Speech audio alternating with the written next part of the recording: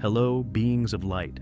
Today I bring you the experience of an American woman named Karen, who faced complications during a hernia surgery. She was between life and death, left her body, and began to see everything from the ceiling. She also saw other dimensions. She was given a sign to verify her experience. Let's now hear Karen's incredible near-death experience. I was a physical therapist employed at a hospital in Alaska. I had suffered a herniated disc in my lower back. For several weeks, I was treated conservatively with therapy and injections, but there was no improvement. During this period, I spent a lot of time in prayer and Bible study. Previously, I had undergone back surgery to treat another hernia before moving to Alaska. The doctor treating me advised that surgery might be necessary since conservative treatment was not working. He was unsure if another laminectomy would be sufficient or if spinal fusion might be required. Spinal fusion would mean a much longer recovery period and the possibility that I might no longer be able to work as a physical therapist. Once the decision was made that surgery was necessary and it was scheduled, I began to communicate with members of my church, as well as family and friends in New York, asking for their prayers and informing them of the surgery date. On the morning of the surgery, I remember the nurse who was preparing me, and she commented that I was the most relaxed person she had ever seen for a surgical procedure. My husband and my 2 young children, aged 9 and 6, were in my hospital room with me when they brought the stretcher to take me. They walked with me for a long time, and then were instructed to go to the waiting room while I was operated on. They kissed me and left. Once in the operating room, I remember moving to the table and having the IV line placed in my arm, through which they then administered my anesthesia. The next thing I noticed is that I was very close to the ceiling in the corner of the room. I was so high up that I was just a few inches from the ceiling tiles. I saw the doctor angrily cursing and ordering the nurses to bring more blood bags. I looked back towards the sound and saw my body being turned face up on the table. There was a lot of commotion with people coming and going, and I remember how pale my face looked. I knew it was my physical body I was looking at, but I felt no alarm or concern. In fact, I remember effortlessly moving through the wall and also heading towards a corridor, passing through the double doors of the operating room. It was funny that I didn't feel any resistance or sensation of touch when passing through the wall and the doors. As I floated down the corridor, I noticed an elevator door opening, and a man I didn't know hurriedly came out. There was something about his haste and evident anxiety that caught my attention. I observed, noting that he was wearing a brown coat and seemed to be carrying some kind of bag. He hurried towards the operating room doors and slowed down at the entrance when he encountered a man. I don't remember their exact words, but I knew the man who had come out of the elevator was a surgeon. He was annoyed at being slowed down, while the other man didn't think he should enter the surgical room in regular clothes. I didn't hear their voices, but I was telepathically aware of each man's thoughts. Unlike in the operating room, where I heard the doctor cursing, as soon as the surgeon entered the room, I stopped observing him. At this point, I began to ascend through the ceilings of each floor of the hospital, as if being pulled by some force beyond my own will. I continued ascending until I passed through the roof itself, and found myself in the sky above the hospital. Once outside, I began moving much faster, passing over the mountain range near the hospital and over the city. I was at airplane height. At this point, I realized I was moving so quickly that I should feel the wind passing by me and notice a difference in air temperature. But I felt none of that. I remember moving into a dark, cavernous area where I continued at high speed for some time before noticing a small, bright light shining in the distance in the direction I was going.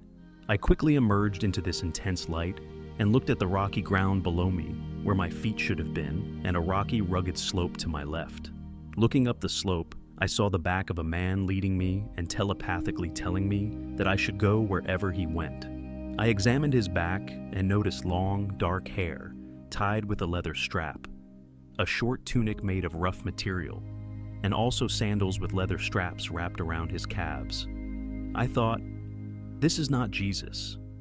Then we reached a ledge that opened to a beautiful pastoral scene of lush green lawns and vibrant flowers, unlike anything I had ever seen. There were huge shade trees scattered around. Beyond the field, there was a small river about 30 feet wide. We reached the riverbank, and I heard on the opposite bank all my loved ones who had passed away. They were gathered in a large group. I first saw my father and brother. They were as happy to see me as I was to see them.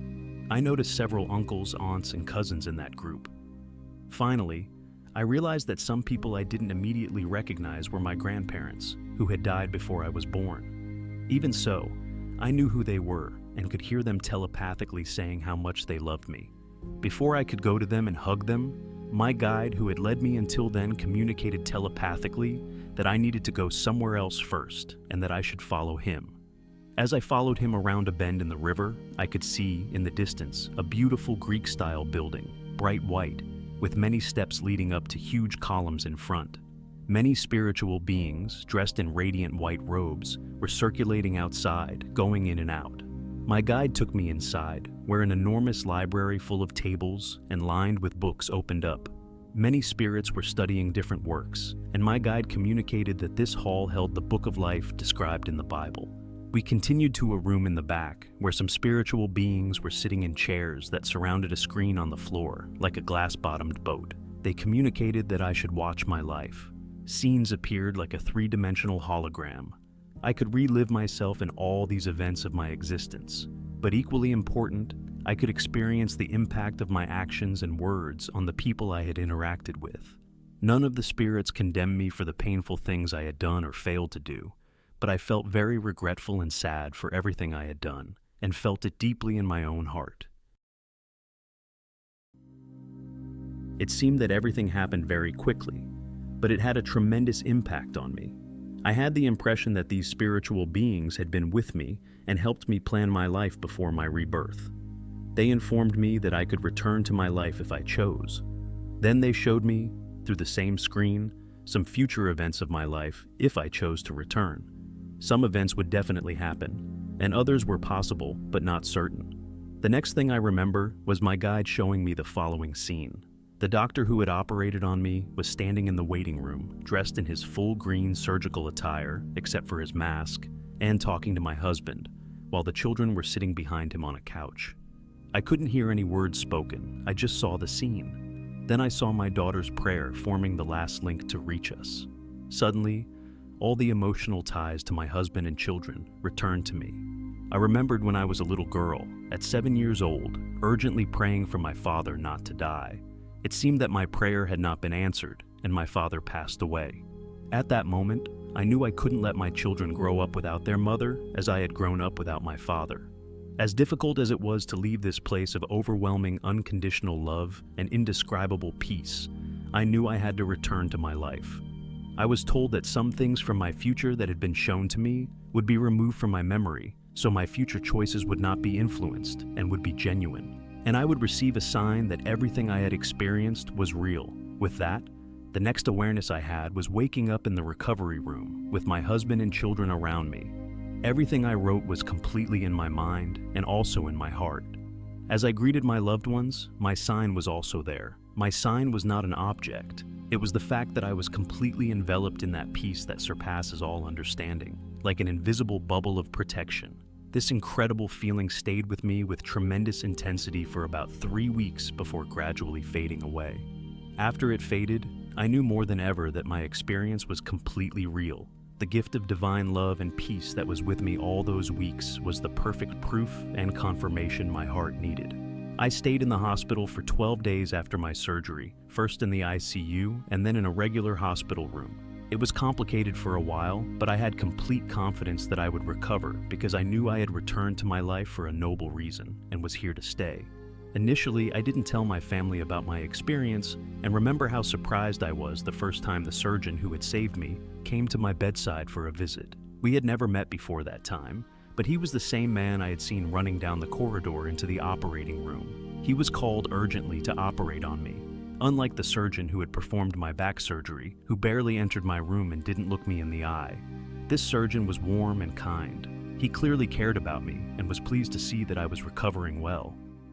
Shortly after being home, but before the follow-up visit with this doctor, I shared my near-death experience with my husband. I wondered aloud about the message I had received about the memories that would convince my logical mind of the veracity of my experience. I remembered that my experience included seeing the surgeon arriving on the day of my surgery, in a hurry, and if I could confirm what I had seen about his arrival of that day, it would indeed convince my logical mind of the validity of what I had lived through.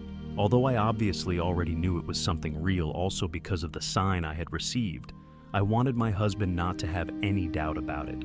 So, after the surgeon completed my examination and expressed how pleased he was with my healing so far, I said I wanted to ask him something about the day of my surgery.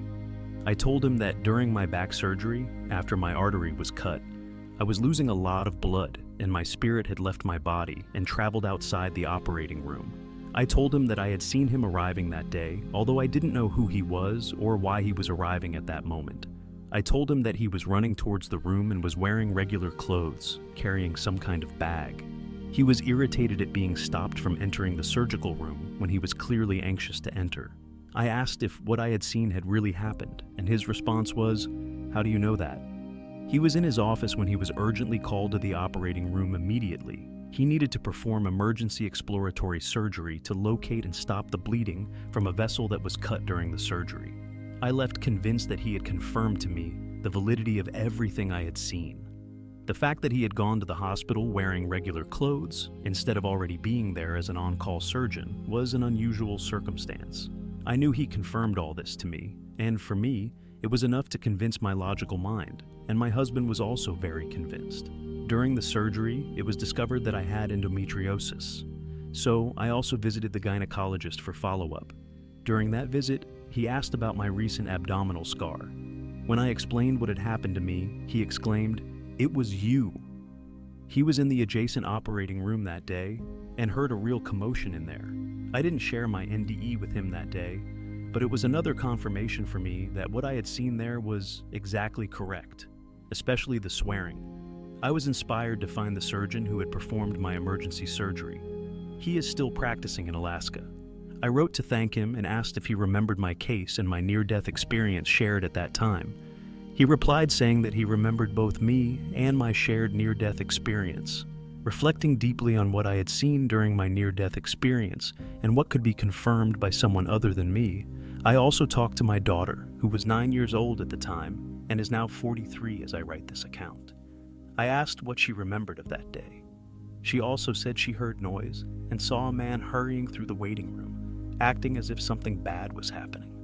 The man hurried towards the elevators. She said it was the same man who was later introduced to her as the doctor who had saved my life. Can it be confirmed more than this? Anyway, she became more worried later when no one had come to talk to them yet. Then, the surgeon who had performed my back surgery finally came to the waiting room door, and my father went to talk to him. They were so serious that she was convinced that I must be dying. At that point, she said a prayer for me.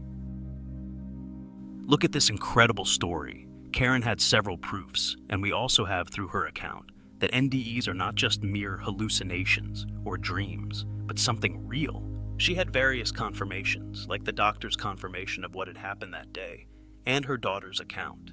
I hope you enjoyed this story. Like and share for more, and thank you for watching till the end.